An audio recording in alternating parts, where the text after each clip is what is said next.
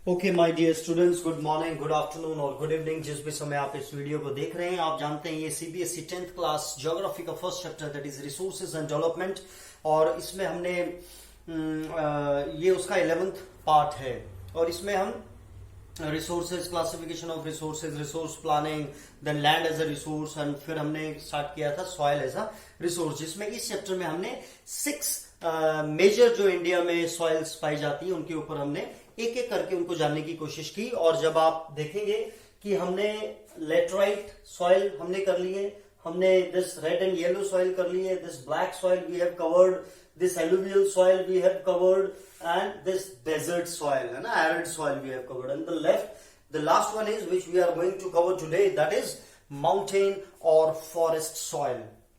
तो इसकी इंट्रोडक्शन या इसको शुरू करने से पहले मैं आपको एक चीज कहना चाहता हूं कि प्यारे बच्चों की जब हम ज्योग्राफी या हिस्ट्री या कोई भी ऐसा सब्जेक्ट जब हम पढ़ रहे हैं तो उसमें कुछ टर्मिनोलॉजीज होती हैं। अगर हमें वो टर्मिनोलॉजी का मीनिंग नहीं पता होता है तो हमें हमारा ना इंटरेस्ट खत्म होने लग जाता है फिर उस पर्टिकुलर सब्जेक्ट से।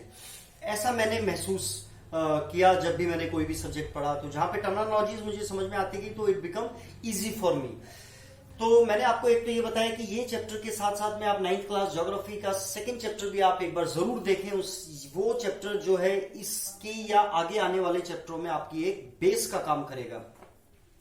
तो जैसा कि आप देख रहे हैं इसकी लोकेशन जो है this is at this side है ना, the Jammu and Kashmir, the Himachal and Uttarakhand and there Sikkim and Arunachal Pradesh and this type of area.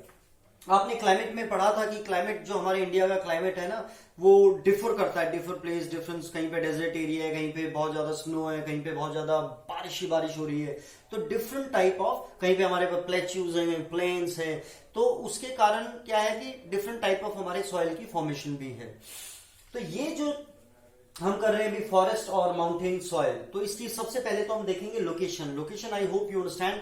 यहां पर एक चीज आप ध्यान रखेंगे, हिली एंड माउंटेनियस। हिली और माउंटेन में क्या फर्क है? माउंटेन थोड़ी सी हम एज्यूम कर सकते हैं कि थोड़ी बड़ी बड़ी, जैसे हिमालय में माउंटेन्स हैं। हिली एरिया मतलब जो थोड़ा हिली है। लेकिन यहाँ पे कंडीशन क्या है इसके, जब हम लोकेशन को देखते हैं फॉरेस्ट एरिया की, कंडीशन ये है कि यहाँ पर सफिशियंट रेन फॉरेस्ट होना जरूरी है। Where sufficient rain forest are available, right, तो वहां पर ये सॉइल मिलती है जिसको हम फॉरेस्ट सॉइल और माउंटेन सॉइल बोलते हैं। सेकेंड चीज हम देख रहे हैं टेक्सचर मैं आपको पहले ही बता चुका हूं, आई होप यू रिमेंबर, फिर भी मैं दोबारा से। टेक्सचर होता है size of the soil grains, है ना कि वो मोटे कंकर की तरह या छोटी है या बिल्कुल फ्लोर की तरह है। तो इसका टेक्सचर जो है, अब आप जान रहे हैं कि मैंने क्लाइमेट का जिक्र इसलिए किया था कि वेरी करता है। तो अब जब आप इतना बड़ा एरिया है ना, 2400 किलोमीटर्स का ये एरिया है, तो यहाँ पर जो फॉर्मेशन ऑफ माउंटेन्स हैं या जो यहाँ पे डिफरेंट टाइप ऑफ क्लाइमेट है, फ्लोरा एंड फाउना है, उसके कारण जो इसकी टेक्सचर होता है वो depends upon the mountain to mountain, it varies according to mountain environment, यानी माउंटेन का जो एनवायरमेंट है उसके अकॉर्डिंग इसका टेक्सचर होता है। हमने जो मैं सेकंड चैप्टर आपको बता रहा हूं, आई होप कई बच्चों ने देख भी लिया होगा, तो हमने उसमें हिमालय को लॉन्गिट्यूडिनली हमने उसको देखा था कि किस तरीके से हिमाद्री, फिर हिमाचल और फिर शिवालिक, और फिर हमने area wise from west to east उसको हमने कवर किया था। तो इतना जब हम देख रहे हैं कि वहां पे अलग अलग तरीके की क्लाइमेटिक कंडीशंस होने के कारण यहाँ का जो टेक्सचर है जो सॉइल का वो डिफर करता है according to the environment of the mountain that particular area. अब इसका जब हम फीचर देखते हैं तो आप जानते हैं कि मेनली जो सॉइल के अंदर पार्टिकल्स, जो चीजें मेनली जिसके कारण हम देखते हैं कि उपजाऊ है क्या है, तो वो होता है sand, that is clayey, silty and loamy, right. तो जैसे अभी आपने पिछली उसमें देखा था कि दैट इज वेरी क्लेई, है ना, उसमें बड़े बड़े क्रैक्स पड़ जाते हैं और इस वजह से जो है वहां पे एरेशन होती है प्रॉपर। तो यहां पर ये वाली जो सॉइल है, फॉरेस्ट सॉइल जो है, this is loamy and silty, है ना। इसकी क्या है, इसकी फीचर क्या है, this is loamy and silty. अब इसको थोड़ा सा और मैं आगे आपको बताने से पहले मैं आपको एक चीज बताना चाहता हूं कि आपने कहीं जगह पे पढ़ा होगा that this soil is acidic, this soil is alkaline. तो मैंने आपको ह्यूमस के बारे में बताया। इसको आगे करने से पहले मैं आपको एक बेस में आपको बनाने की कोशिश कर रहा हूं कि आप यहां पे भी जैसे आप पढ़ेंगे acidic with low humus content. हम जो हमारा ह्यूमस है, ह्यूमस यानी ऑर्गेनिक जो थिंग्स हैं जो जो हमारी सॉइल के नेचुरल प्रोसेस के थ्रू डिके होकर जो ऑर्गेनिक मटेरियल बन रहा है ना, जो ह्यूमस है, और मैंने आपको बताया था humus is always good for any type of soil. तो उसको एक बार हम समझते हैं, जो ऑर्गेनिक मैटर है किस तरीके से हम किसी सैंड को बोलते हैं, किसी सॉइल को बोलते हैं कि ये एल्कलाइन है और ये एसिडिक है, उसको हम एक बार समझ लेते हैं, फिर हम इसको आगे चलते हैं। ये इसी में नहीं, आपको आगे भी कई चीजों में हेल्पफुल रहेगी। तो मुझे लगा कि ये लास्ट टॉपिक है, तो इसमें मैं इस चीज को कवर कर दूं। तो ऑर्गेनिक मैटर को हम दो टुकड़ों में बांटेंगे। दिस इज एसिडिक, अब आप सुनते रहे, दिस इज एसिडिक और दिस इज एल्कलाइन, राइट।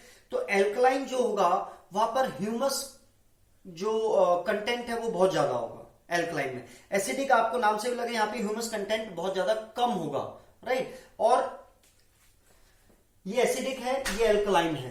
तो जो एल्कलाइन है उसके यहाँ पे हाई ह्यूमस है कंटेंट, और जो एसिडिक है वहां पे लो ह्यूमस कंटेंट है।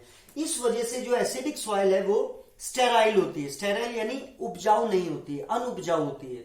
और जहां पे ह्यूमस कंटेंट ज्यादा होता है वो जो है फर्टाइल सॉइल होती है। इसको दूसरी तरीके से हम देखते हैं कि जब हम जैसे हम बुखार नापते हैं ना थर्मोमीटर के थ्रू, तो 98.6 अगर है तो नॉर्मल है, उससे ज्यादा है तो इसका मतलब बुखार है, उससे कम है तो इसका मतलब तो भी इट्स नॉट गुड। तो ऐसे ही इसका भी हमने एक स्केल बना हुआ है सॉइल की फर्टिलिटी को मापने का। तो एक तो हम जैसे अगर हमें पता चल गया एसिडिक, तो अब ये एसिडिक पता चलती है, हमें क्या पता चलेगा उस स्केल में, तो 1 से लेकर 14 तक उसकी 1 2 3 4 5 उस स्केल में उसकी मेजरमेंट है। तो जो 7 है, 6.5 से लेकर 7.5 तक, ये मानी जाती है best soil for cultivation, right. यानी कि अगर 7 से कम है कंटेंट, 7 से कम अगर सॉइल की वो पीएच लेवल है, तो इसका मतलब वो सॉइल कैसी है, एसिडिक। और एसिडिक है तो इसलिए वो स्टेराइल है, यानी कि वो उपजाऊ नहीं है, फर्टाइल नहीं है। तो जैसे यहाँ पे एसिडिक लिखा हुआ है, इसका मतलब आपको पता चल जाना चाहिए पीएच लेवल से कम, है ना। तो जो 7 है वो उसको बिल्कुल न्यूट्रल और बढ़िया वो माना गया है 6.5 से 7.5 के बीच में, कि this soil is the best for cultivation. अब आप कहोगे सर 7 वाली गुड है तो 8 9 10 11 14 तक तो बहुत ही ज्यादा गुड होती होगी। No, excess of everything is harmful to man and for the soil also. तो जब ये बहुत ज्यादा होती है तो भी वो it is not good for the cultivation of trees and crops and anything else. So it should be from 6.5 to 7.5 or 8, right? That soil is. तो अब जैसे एसिडिक लिखा होगा तो आपको ये समझ में आ जाना चाहिए कि 7 से नीचे पीएच लेवल है सॉइल का, right. That's why it is acidic. Alkaline या बेसिक लिखा हुआ तो 7 या 7 से अबव है, तो humus content is very high.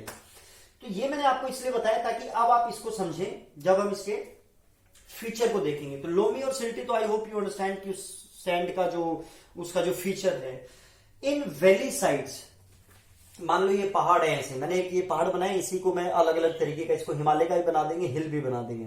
तो ये एक पहाड़ का एक पर्टिकुलर हमने पहाड़ लिया है। अभी क्या कह रहे हैं, loamy and silty in valley sides means, अब वैली क्या होती है, नीचे वाला, अगर यहाँ फिर उठ जाता तो ये वैली वाला एरिया हो जाता, अगर यहाँ पे भी एक और पहाड़ जा रहा है, दिस इज वैली। तो यहां से चीजें जो है वेदरिंग डेनुडेशन होने के बाद जो भी पार्टिकल्स यहां से टूट फूट रहे हैं, यहाँ पे पेड़ भी एज्यूम करें आप, जो भी पत्ते गिर रहे हैं, तो वो सब ग्रेविटेशन फोर्स के कारण या विंड के कारण या स्नो के कारण वो सब कहां है, नीचे इकट्ठे होने हैं। तो यानी कि ह्यूमस और ऑर्गेनिक जो मटेरियल है वो कहां पे इकट्ठा होगा, यहाँ पे। और यहीं पे लोमी और सिल्टी, ऊपर वाला जितना भी लोमी और सिल्टी वाला जो एरिया, जब because of an number of natural forces वो चीजें डेनुडेशन होकर नीचे आती हैं, तो यहाँ पे क्या इकट्ठा हो जाता है, लोमी एंड सिल्टी सॉइल, और this soil is fertile.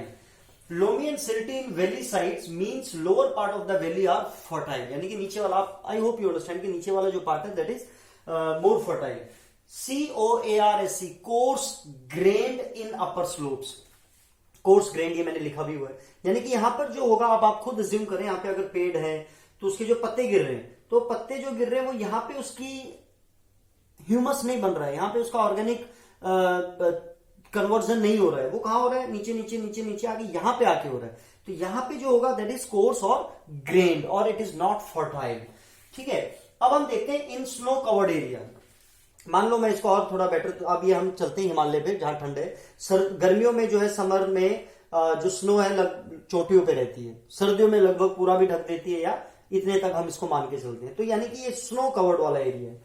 The snow covered area of Himalaya these soils experience denudation, ये मैं आपको समझा चुका हूं। डेन्यूडेशन वही चीजें ऊपर से टूट टूट कर नीचे गिरना।